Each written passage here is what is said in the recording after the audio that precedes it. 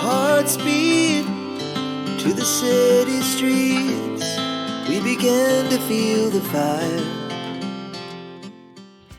Hello, language enthusiasts. Welcome back to English Tales Hub, your go-to destination for mastering the art of English.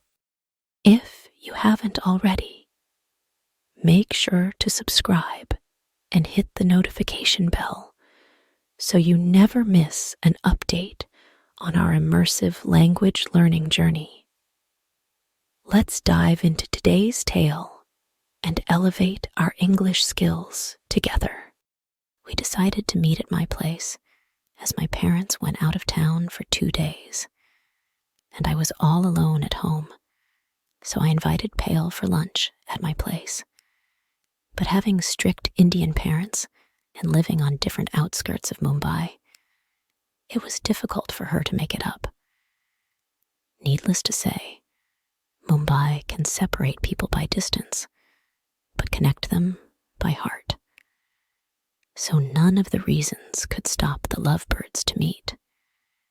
She somehow managed to convince her parents to let her go out by making an excuse for group studies. The best excuse students make to convince their parents, as parents generally give up just by the name of studies. And that happened with her too. Poor parents. I was eagerly waiting for her to come, as this was the first time we were meeting other than the college campus. Yes, it was our first date after getting into the relationship, we can say. Finally, the doorbell rang at 11 a.m., and so did my heartbeat. If there were any mechanism to hear the tinkle of my heartbeat, one could easily get my excitement. And here she was, wearing kurta, of my favorite white color, and jeans, with a cute little jumkas, which was giving it an elegant look. The icing on the cake was, she had worn the pail which I had specially brought for her, and gifted her, saying, "The best gift one can give to Pale is pale only." For a moment, I forgot that I was at the doorstep, precluding her to come inside. I was so wonderstruck that I didn't even realize that I was gaping at her, and she was too shy to ogle me openly, so she peeked out at me shyly. As an effect, her cheeks turned red, as if they also knew red goes very well with white. "Stop staring at me like this and let me come in first." "You have an entire day to do so." She winked at me. Saying this, she flirtily pushed me inside and entered. She adjusted herself on the couch beside me hesitatingly. To make her feel comfortable, I started chit-chatting and cracking lame jokes. I started telling her about how notorious I was as a child, and also told her all the nasty things I had done in my school and college days, just to make her laugh. Then she made delicious Cindy-style lunch for both of us. Rather than going on fancy dates or fascinating candlelight dinners, we preferred our first date to be simple and real. We fed each other. We felt it like a simulation of how our lives will be together in the future. Food tastes better when someone else is feeding you, especially if that someone is the love of your life. Isn't it? After lunch, she sat again on that couch, but this time I used her lap as a pillow and stretched out on that couch. She was astounded by this sudden gesture of mine, but really liked it. She started playing with my hair, and we continued our conversation. This time, she started sharing about her childhood and how she had been raised up and pampered then, and how restricted she is now. She also shared how passionate she is about photography. She asked me, "You will allow me to follow my passion in future, nah?" I was shocked by this question out of the blue, but I liked the way she mentioned our future together. I promised her that I will always stand by her side no matter what. On that, she felt so happy that she bent down on my face and pecked me on the forehead. I could clearly see the love in her eyes. I felt like I am in a euphoric state. What else one expects from life other than this? We both opened the diaries of our own lives, and as if we were reading out all the pages from them to each other, we both shared about the life we had spent before we met. My bad habits, her past relationships, my past jobs, and everything. The day felt too short to share everything, and here it was her time to leave. She felt the urge to stop the time, like all the lovers feel when they are with their loved ones. She hugged me tightly, as though she wanted to carry a part of me with her, and I held her tightly and embraced her as if I wanted to contain her. I pecked her on the forehead, cheeks, and all over the face, and then we locked our lips. Yes, it was our first kiss. It was the month of February. We had our second 3 days personal contact program, PCP, of our college, where all the batchmates meet and share their experiences with learning. Also, it helps management students like us in networking, as this hybrid program has students not only from India, but also from other countries, freshers, as well as experienced in their respective industry. So I also decided to attend this program, as I had missed the first one. As usual, I was late on the first day itself, and came to know that some of my friends were at nearby food joint, so I also joined them there. There I found a girl wearing white printed t-shirt and jeans. It was Pyle. One of our common friends introduced us to each other. As we entered the class, I got a seat on the last bench with her, coincidentally. She helped me with a textbook and a pen and paper to note down the important points, and like this, we started talking to each other on studies. She was quite mischievous and notorious, like I was. So we had a lot of fun, just like the last benchers. Generally do like passing the comments on professors and throwing things to other classmates during the lecture. And likewise, these 3 days of PCP program got over with a lot of memories and fun. After that program, one WhatsApp group was created to share some important study materials and assignments, and we all were added to that group where people were sharing selfies, jokes, and all other stuff. Except the study material for which the group was primarily created, Pyle was also added to this group. So I got her number from there and messaged her to ask for notes, just to start the conversation. She helped me with the notes, as well as clearing some doubts I had in some topics. I was really impressed by her humble behavior. This is how we started talking to each other, and gradually it became our routine. We started developing trust for each other, so we started sharing our past and so many other things about each other. Our bond was getting stronger every passing day. With the weeks passing by, we realized we had so many things in common, like common interests, common beliefs on so many things, etc.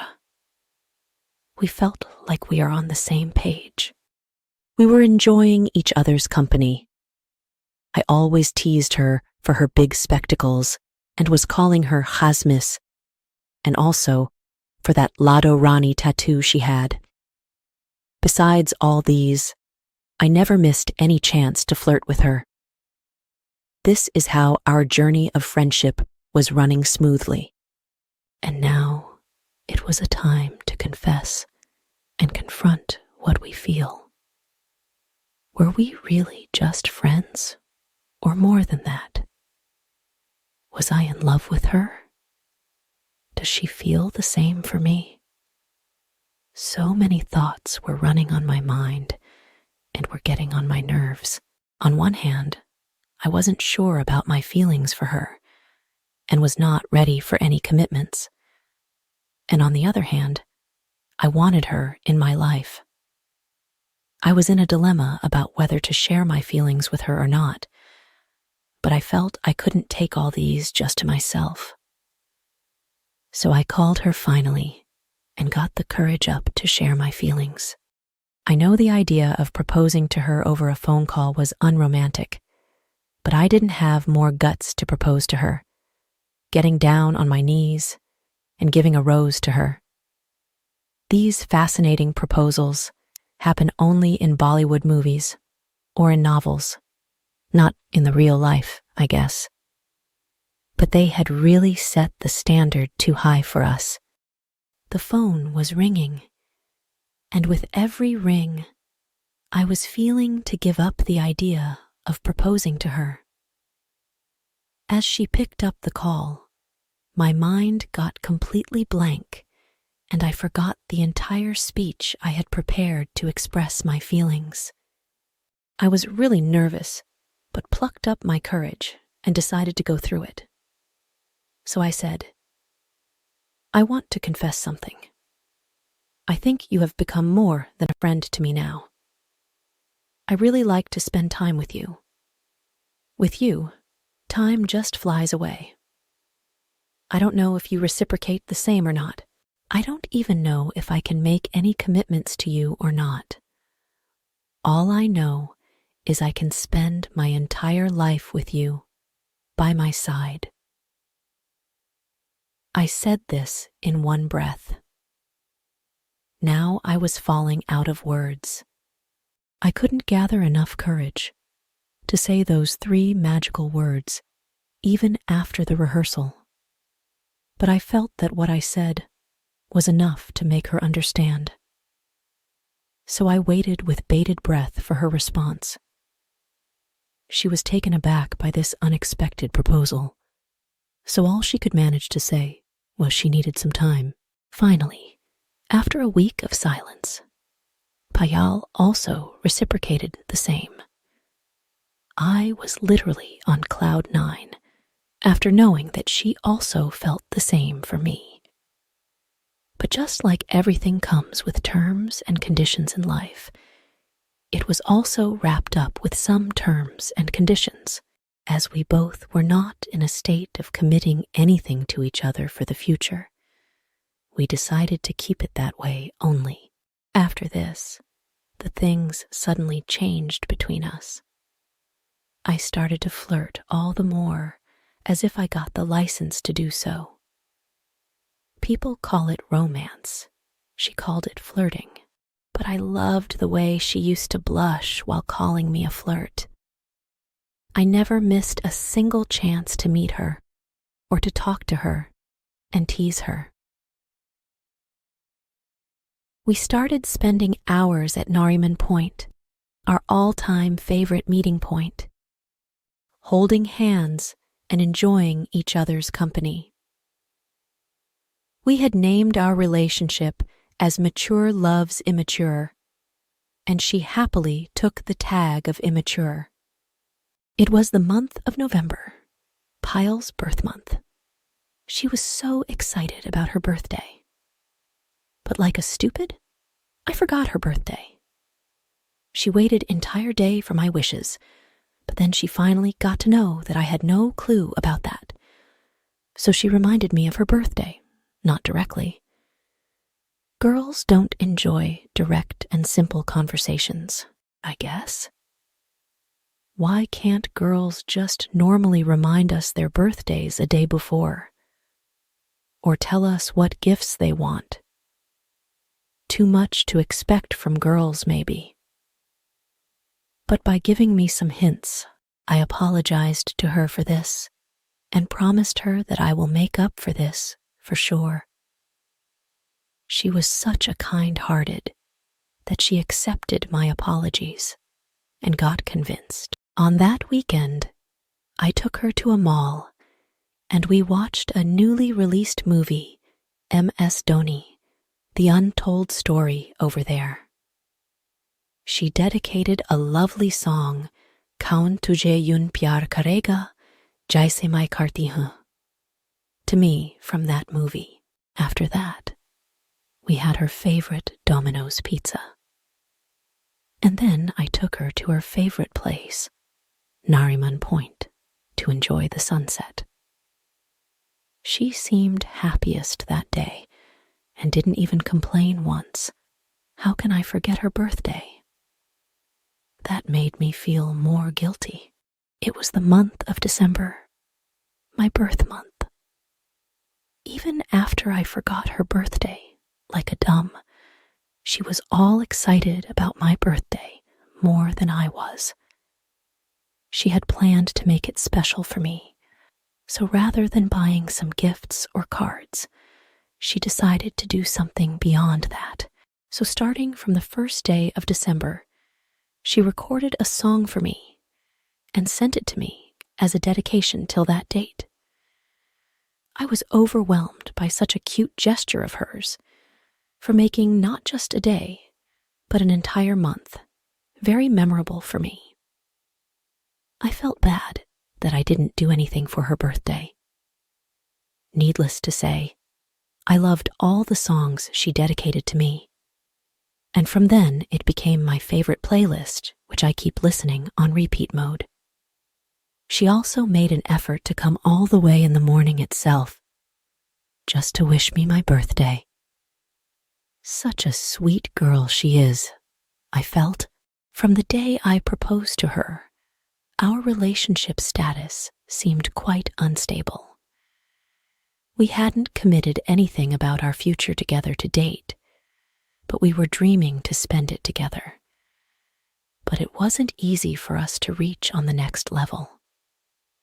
She kept asking me about how serious I am regarding this relationship, but on the other hand, she also knew that there were many hurdles in our way.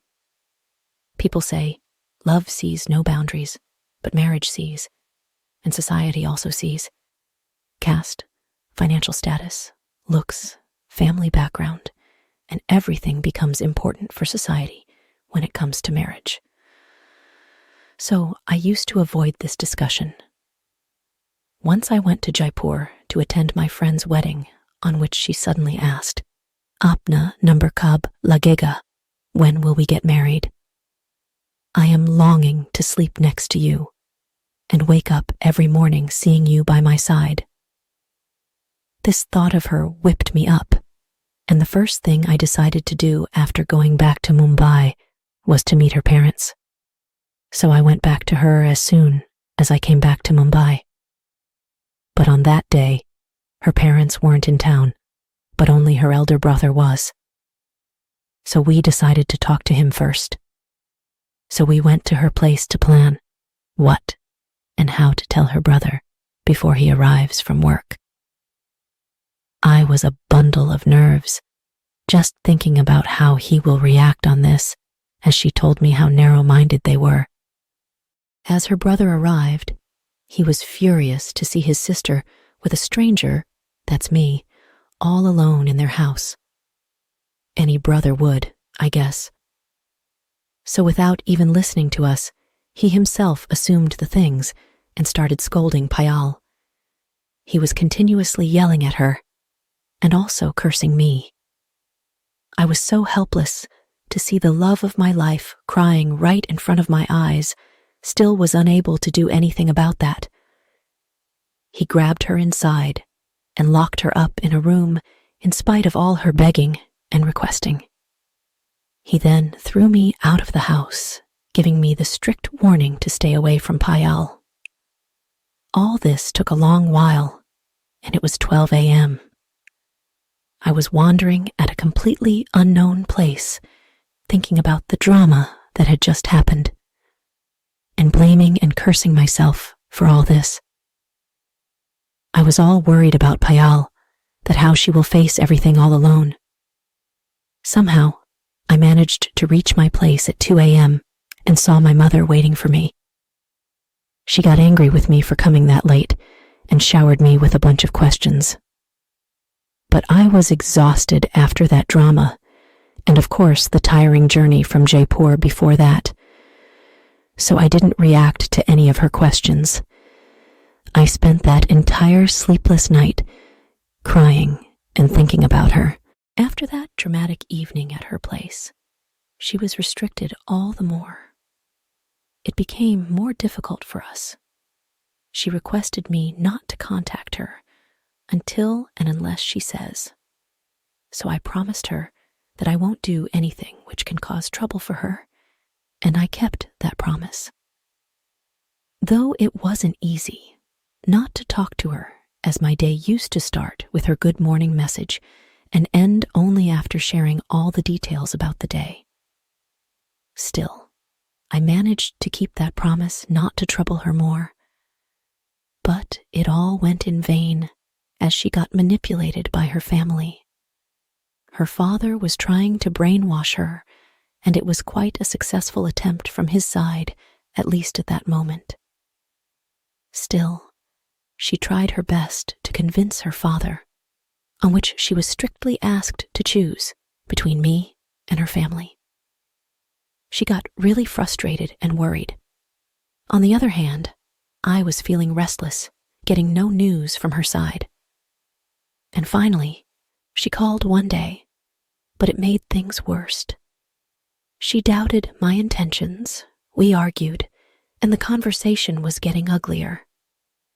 Maybe it was our frustrations talking, not us. And finally, we mutually decided to part our ways. Yes, we broke up. She had become an integral part of my life until then. So even after the breakup, I was carrying a torch for her. We still were smitten with each other. But not all the love stories end up with marriage, and marriage is not the final destination always. That's what I feel. And even if it were the final destination, then also the journey towards the destination is more important than the actual destination itself. And if I have her by my side in this journey, then who wants to end this beautiful journey? And this is how our journey of love continues.